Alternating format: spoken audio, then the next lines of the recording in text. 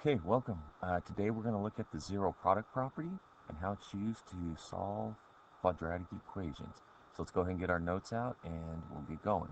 Remember during the video, if you were falling behind in your notes, to pause the video and get your notes caught back up so we have a good set of notes. And if you didn't quite understand something the first time, stop the video, rewind it, and listen to it again. Sometimes it takes a couple times through to get the concept down. Okay, let's begin. Zero product property. Zero product property says that if A times B is equal to 0, then A is equal to 0, or B is equal to 0, or both A is equal to 0 and B is equal to 0. One more time. It's saying that if two numbers or expressions are being multiplied, A times B, and the result is 0, then either the first expression A is 0 or the second expression B is 0, but one of them or both of them have to be 0. And we're going to use that property to solve. And remember what a solution is. The value of x we get. It's the value you can put in place of a variable such as x that will make the equation true. So a solution is the value of x that makes the equation true.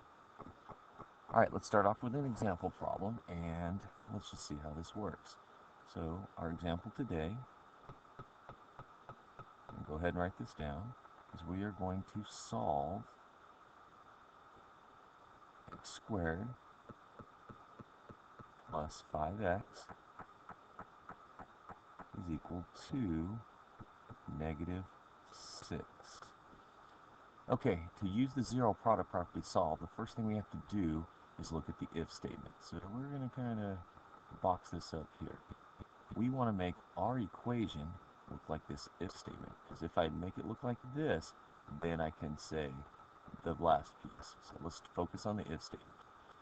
I want A times B is equal to 0. So the first thing I notice is it has to be equal to 0. So let's go ahead and make our equation equal to 0. And that's simply by adding 6 to both sides. But really, this is nothing new in our process of solving. And so we get x squared plus 5x plus 6 is equal to 0.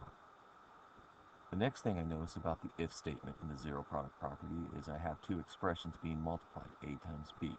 So on the left side of my equation, I need two expressions being multiplied, and that's where our factoring comes in. So with some quick factoring, I need factors of positive 6 to add up to positive 5. Be careful on your signs, because there's two sets of factors that you possibly want to use depending on the signs, and because our 6 is positive, it means our signs are the same, and our 5 is positive, it means they're both positive. So instead of the 1 and 6 combination, I'm looking for the 2 and 3 combination, and there's our factors. So we can factor our expression 2, x plus 2 times x plus 3, and again, that's equal to 0. Now we can see that our if statement, A times B is equal to 0, matches our quadratic equation. Remember, these are equivalent forms. They're equal, just written in a different way. We can call this expression A. We can call this expression B. So now we have A times B is equal to 0. All right, we made it look like our if statement. Let's jump over to the then statement. Draw a line. And our then statement says if A is equal to 0 or B is equal to 0. Not if, sorry. Then A is equal to 0, so let's write that up here. Or B is equal to 0. We're going to use the then piece to actually come up with the solutions. So I'm going to run over to this side. I'm going to look at my expression for A, which is x plus 2. That's my expression for A. I'm going to set it equal to 0. And with a simple solving, I can see that my value of x is negative 2. Now I'm going to check this to show you that it is in fact a solution. So I'm going to come down here and write check, and I'm going to substitute that value in for all the x's I see in my equation. Right? So I'm going to use the factor form. So I have x plus 2. In this case, my x is negative 2. plus 2 times x plus 3. Remember, that's the same x, so plug in a negative 2 as well. And when I'm done, the left side should equal the right side. Negative 2 and plus 2 is 0. 0 times negative 2 and plus 3 is 1. 0 times 1 is 0, so in fact this does check. It is a solution. And we have our first solution. X is equal to negative 2. Okay, second solution is done the same way. I want to know when b is equal to 0. There's our b. So I'm simply going to write the expression x plus 3, set it equal to 0. b is equal to 0. Do the same thing I did for a. I'm going to solve it. This is x is negative 3.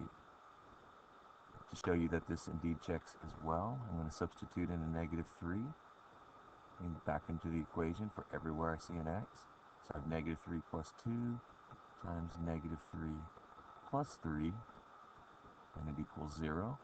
So negative 3 plus 2 is a negative 1. Negative 3 plus 3 is our 0, and there it is. 0 times anything is 0, and we check out. So x is equal to negative 3 as well. So this is how the zero product property is used to find solutions. And again, it's simply making our given equation look like the if statement. And once we have it in that form, we can use the then piece to find our solutions. If a is equal to 0 and b is equal to 0. We found those values that make that true. Okay, make sure your notes are complete. If you have any other questions, jot them down on the side. Thank you.